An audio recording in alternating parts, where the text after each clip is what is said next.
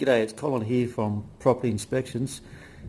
Today I'm going to show you how to build a bee box just out of scrap material that's just lying around after leftovers from jobs that I've done.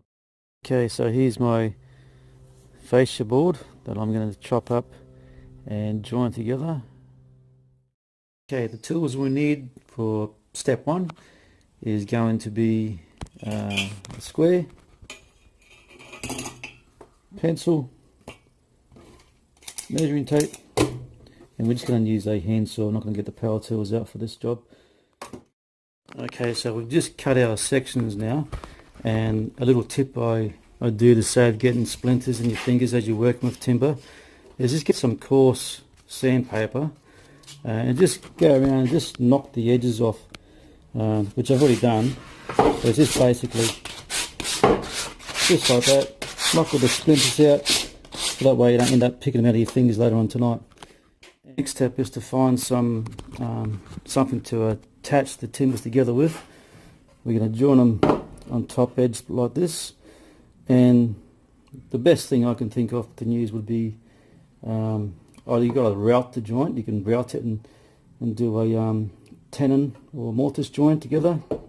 But in this case, we're just stick to the basic materials and tools just so the average person can build this box out of scrap material. Now, if you've already got wide timber to start with, you don't need to do this part, don't need to join. I recommend if you do go to a hardware shop, buy some wide timber.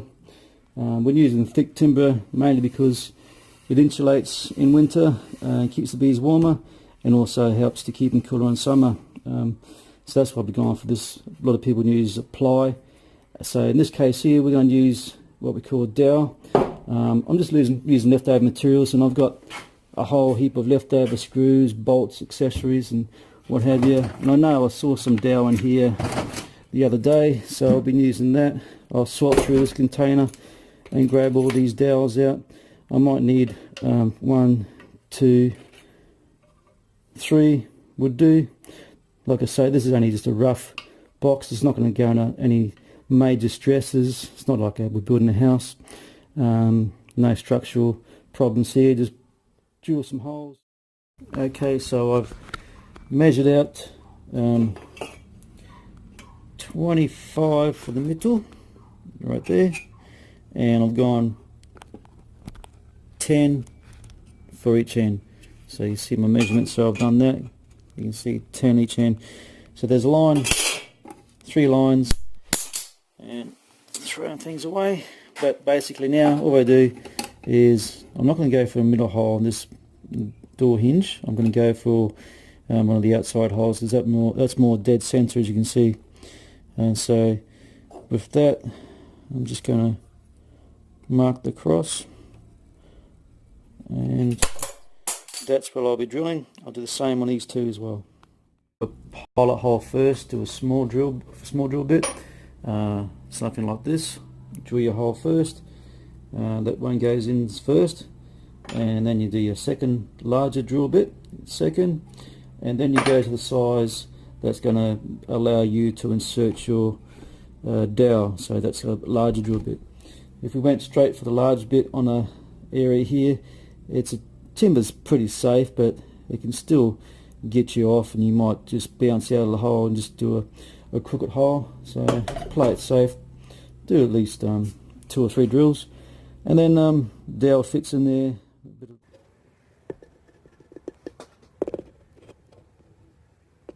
Okay, and then get the dowel.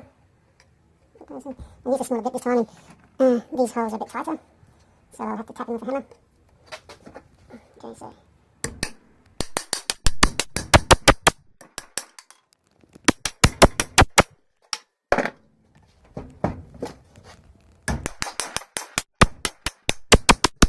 okay, now let's see how accurate we are. Get our number 2 there. Let's just put a little bit of glue on the dowel itself. Okay. Like I said, this is just a bee box, nothing flash or fancy, so I don't care if it's a bit rough. Just to demonstrate how we can make something quick and easy.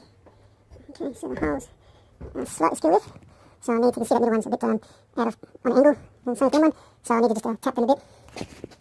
I need 2 hands for that, so I'll just drop the glue in there nicely, and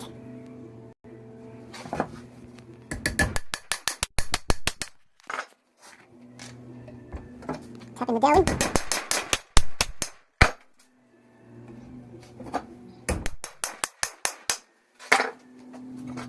And sit okay. Put my glue on these ends.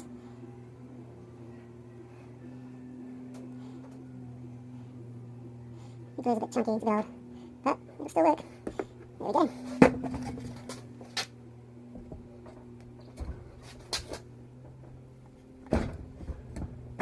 Okay, I need to tap it.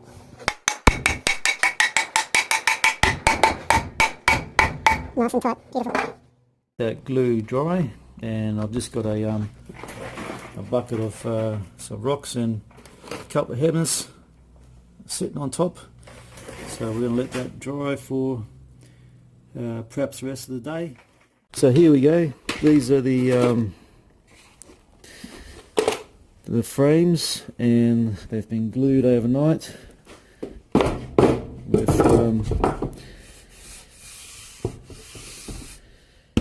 with the dowel, and the glue seems to be dry to me, so it's all good.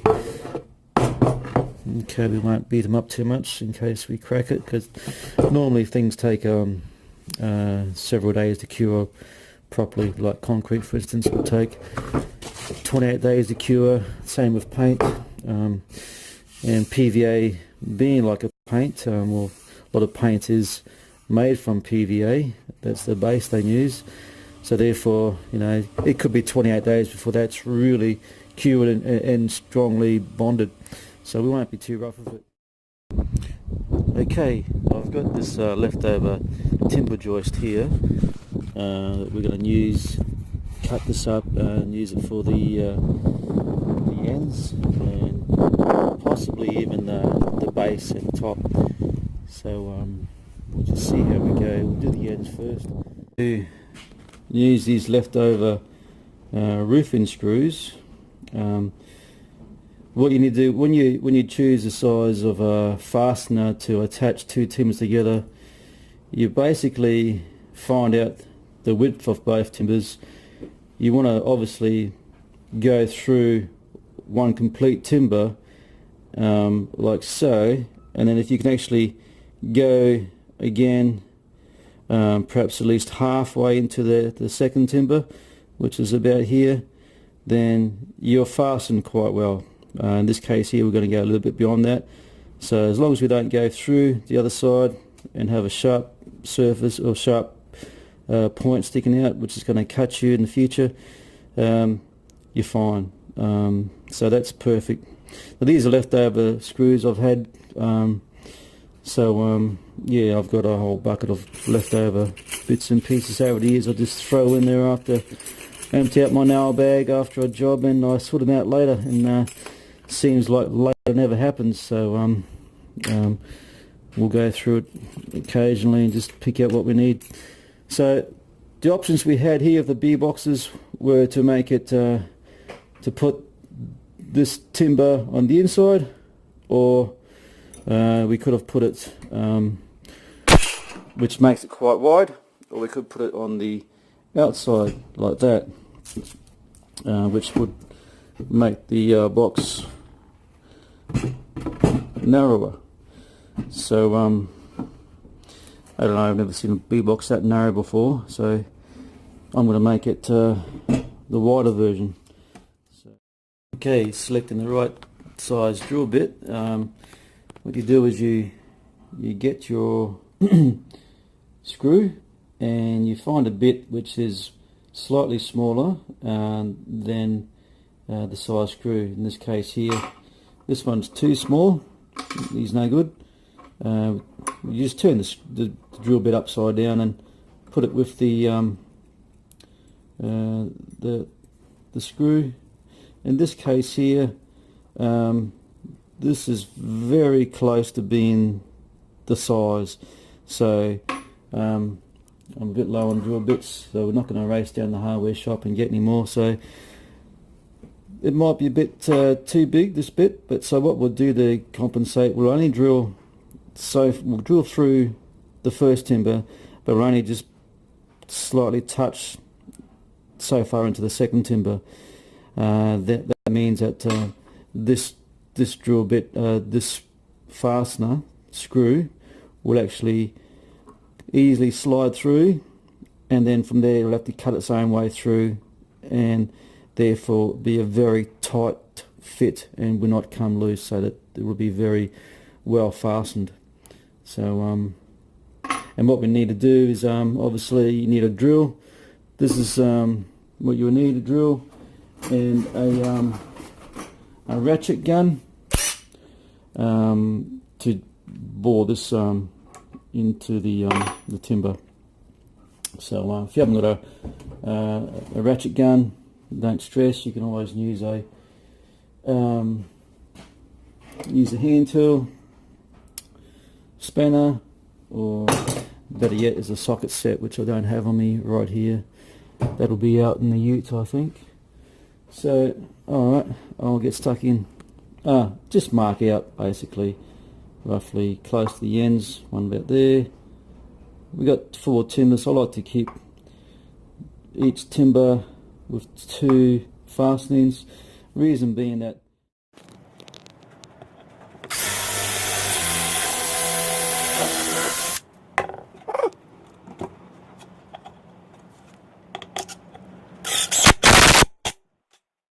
okay, this is a pretty important step I need to show you. So now I've drilled and screwed, fastened this end. It's all in there tight, I won't take it off. That's all drilled.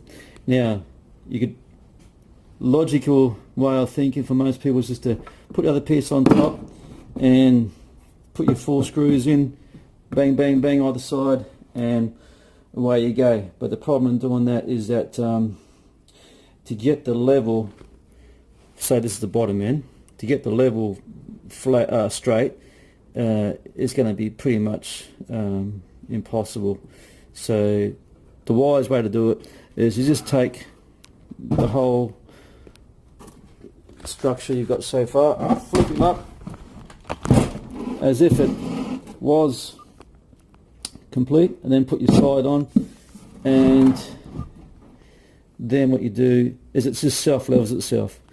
If you didn't do this method, you'd put your box together and you would have it, you'd have it on the surface, and say if this corner was a bit low like that, you'd have a rocking box. It would never sit flush and look pretty half done, sort of, rough as guts. But there we go.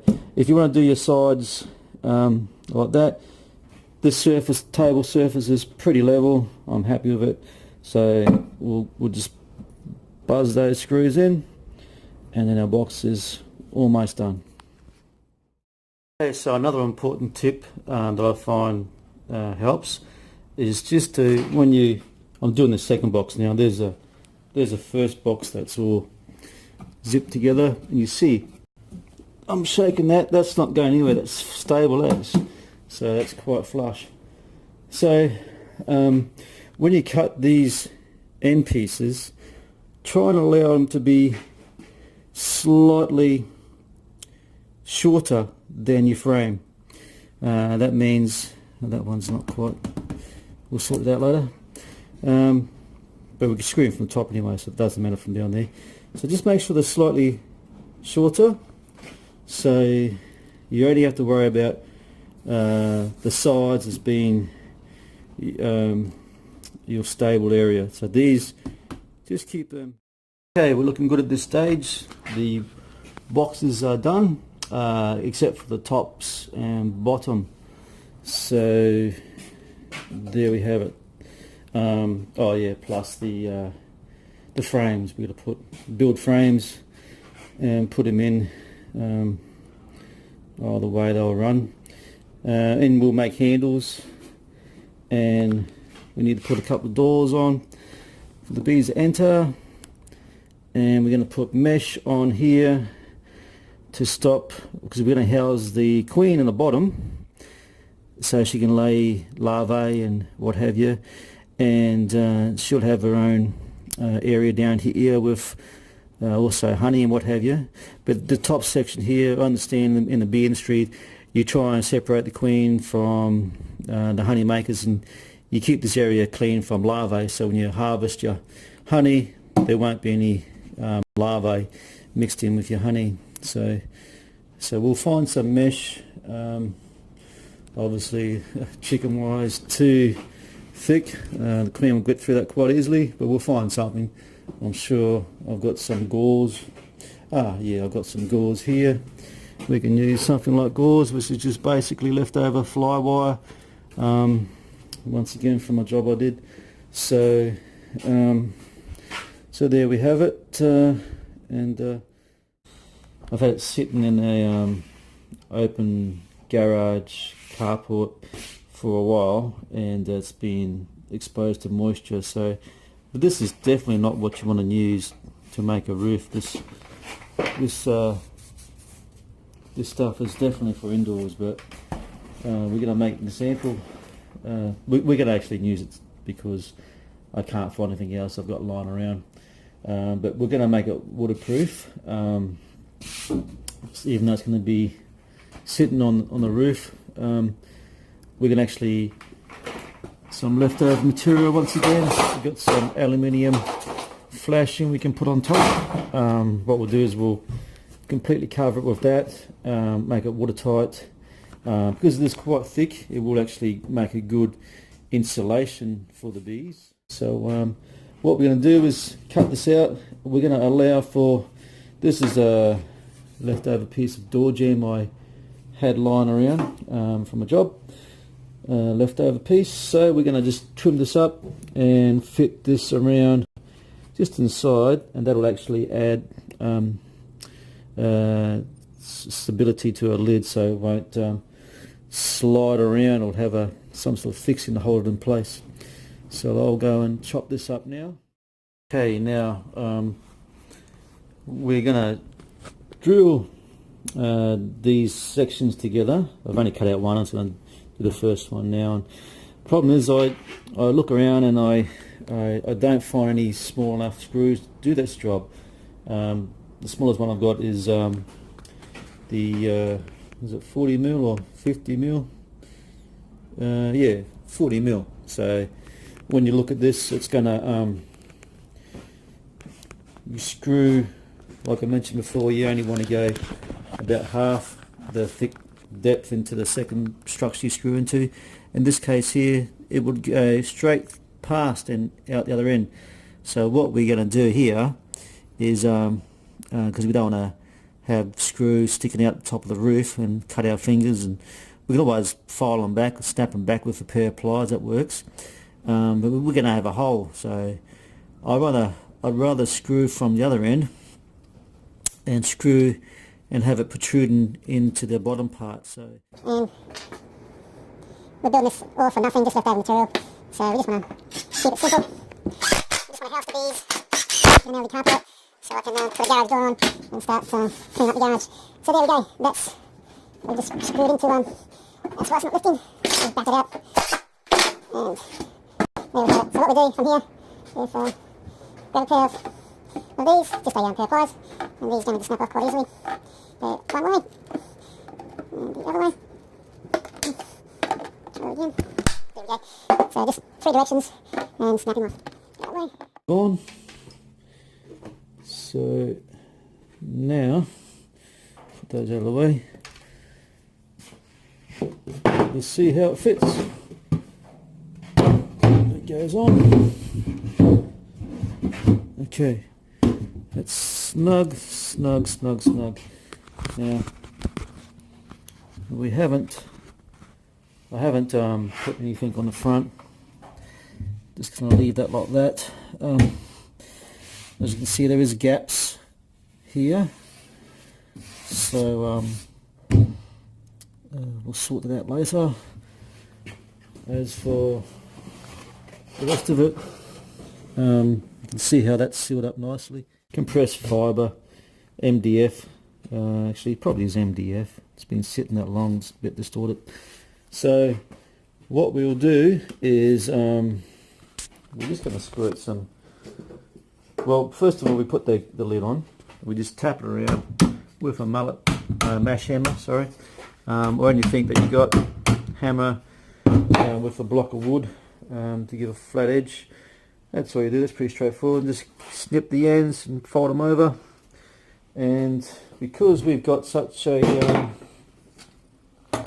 silicon line around, we're going to use it. What I do. Oh, hello. This gun's.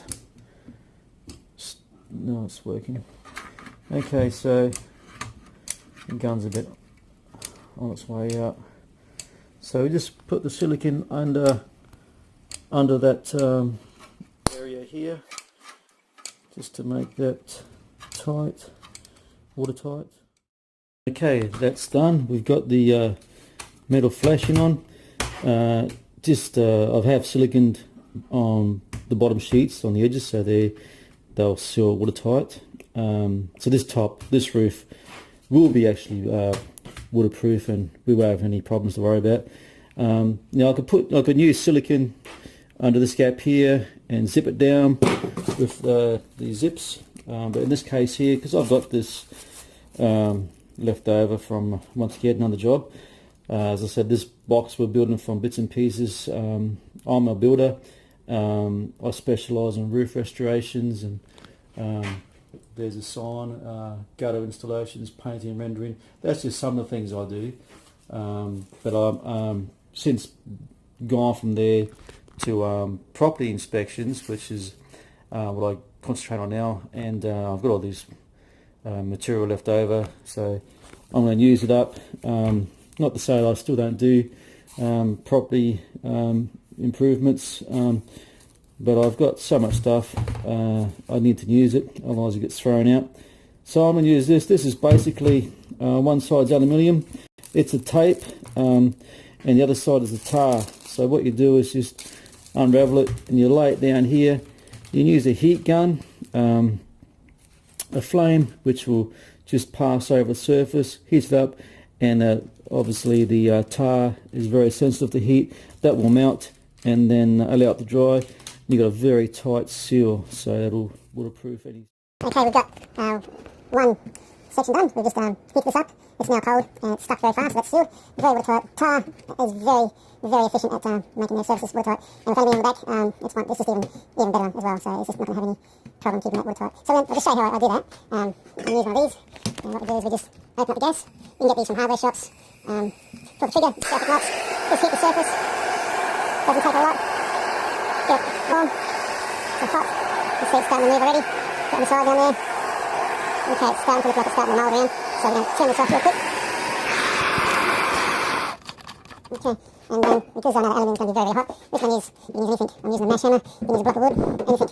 And just press it all down before it starts going cold.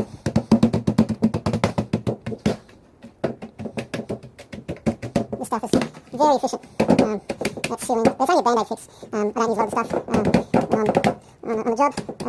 If I get a call out to fix a roof, generally I'll offer them the best option is to replace whatever section's damaged or broken, or gutter needs replacing, or the roof needs restoring. But sometimes people haven't got the money and they just want a quick fix, and this stuff will do the job. Will do the job nicely. And once again, I don't concentrate on doing that type of work anymore. I do it. I get a lot of word of mouth to do these things still. Okay, for the handles, we're going to use some leftover scotia, external scotia, and we're just going to cut it to a small section, put it like so, and just drill it in basically, and put it on all sides, both sides, this and that side. Okay.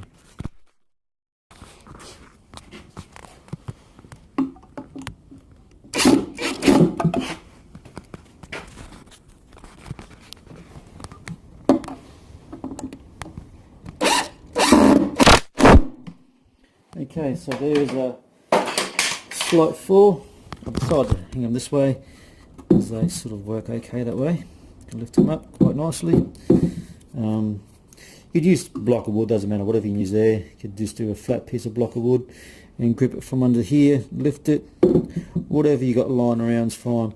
But I've put a nice fall there just so the water does run off. Otherwise, if it sits there too long, it can rot out. Even though we're going to paint this surface, and we'll put plenty of paint in there for protection, so the timber doesn't get exposed to elements and will not rot. Still, added protection as having a fall is a smart idea. Okay, we're getting there.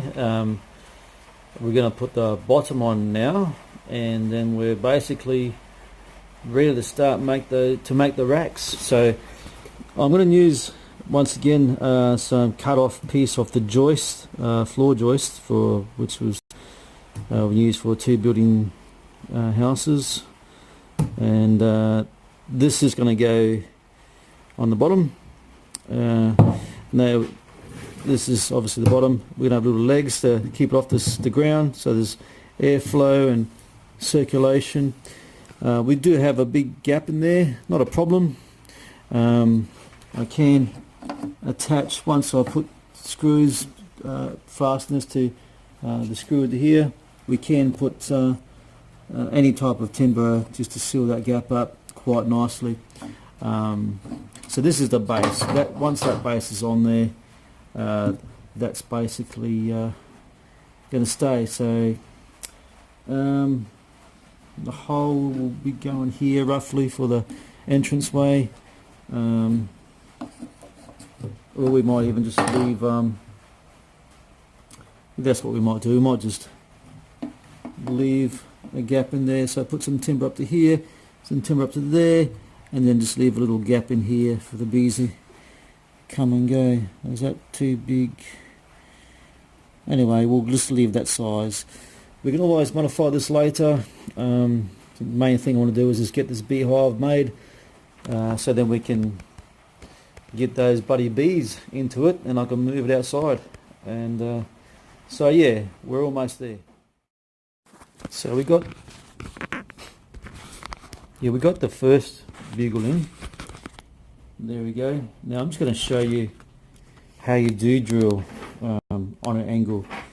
First of all, you just make sure I've got you on. There we go. First of all, you start off by drilling straight in. Just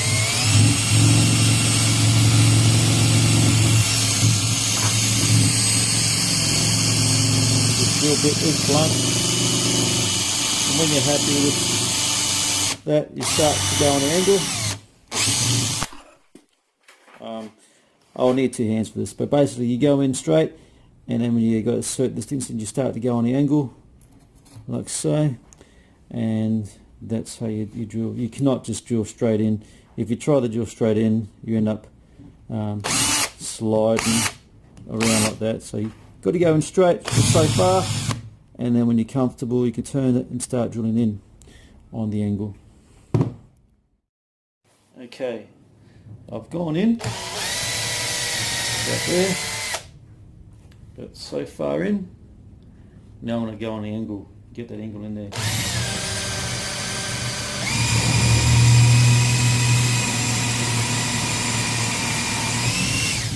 And there we go.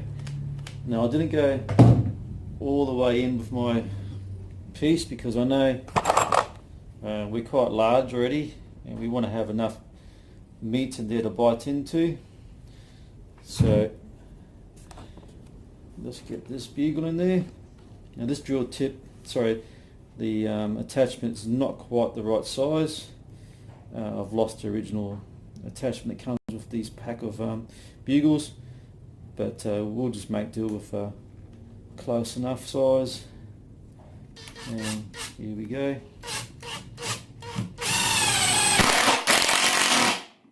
Make sure you put plenty of pressure on there, hold it from this way and that way, and you'll get a nice bite. There we go. Okay, we've got that all done. So there's the bugles holding the base together. We've got a nice big wide gap there. We'll close up and leave a section. There is a landing pad there already for the bees. So basically we'll attach some more timber like that just to seal off and leave a gap in there for the bees to land and crawl in. And we're going to do a I might just do a core drill, just drill a hole, and once again we better put a landing pad here. We'll detach a bit of timber and give a bit of a landing pad like that, and then we're all almost there.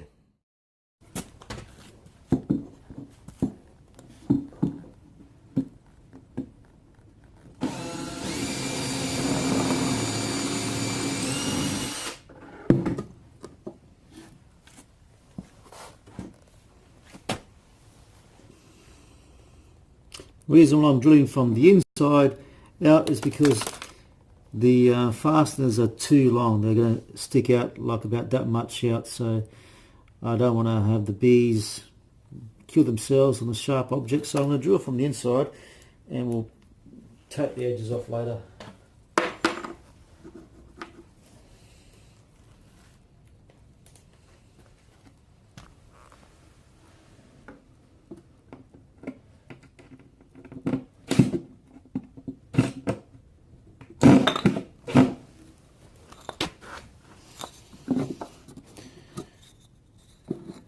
There's a hole, put him over, the shoe, put some weight behind it.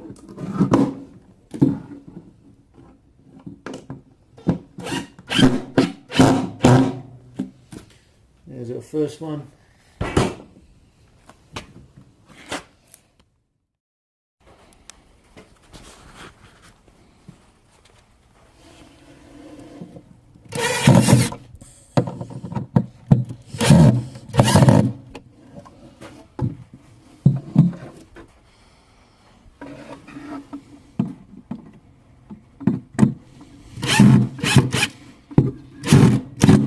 Okay, so there we have it.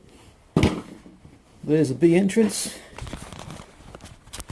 So they go and they land on the landing pad up the top this time, and they'll crawl down into that hole.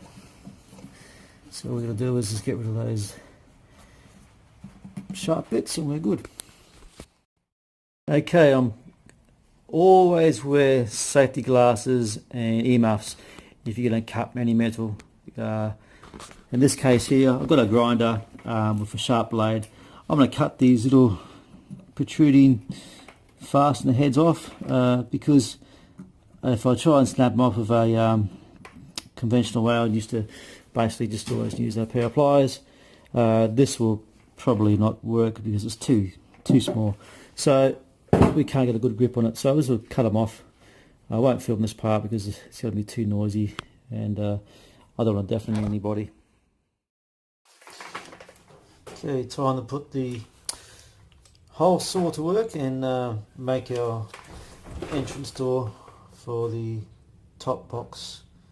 And I'm just going to put it roughly about there.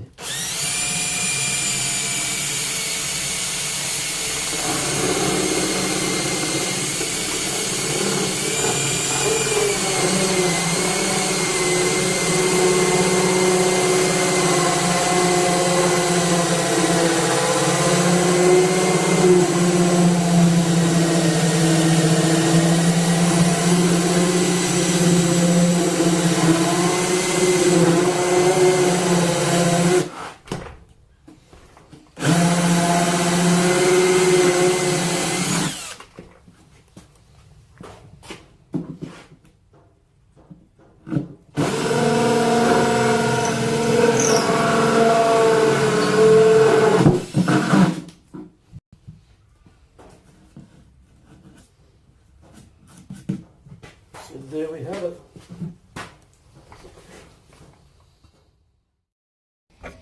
Okay, it's time for painting. We've now finished the boxes. We just got to paint them. I've just got some leftover paint here. It's like a grey blue. Just I guess it doesn't really matter what colour you use. Perhaps a lighter colour is better, but perhaps bees are attracted to lighter colours. I'm not too sure. But I've got this, so I'm going to use it, and we're going to leave this overnight once it's finished, so it dries, and then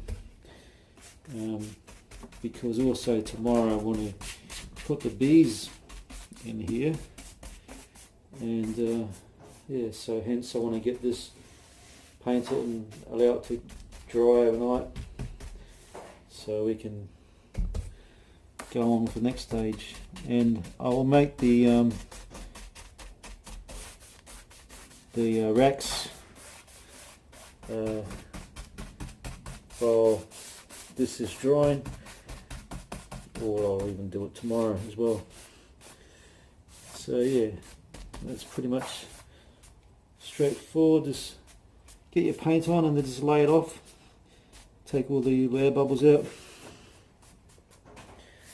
and just keep going in one direction. Just lay the paint off so it looks neat, professional and tidy.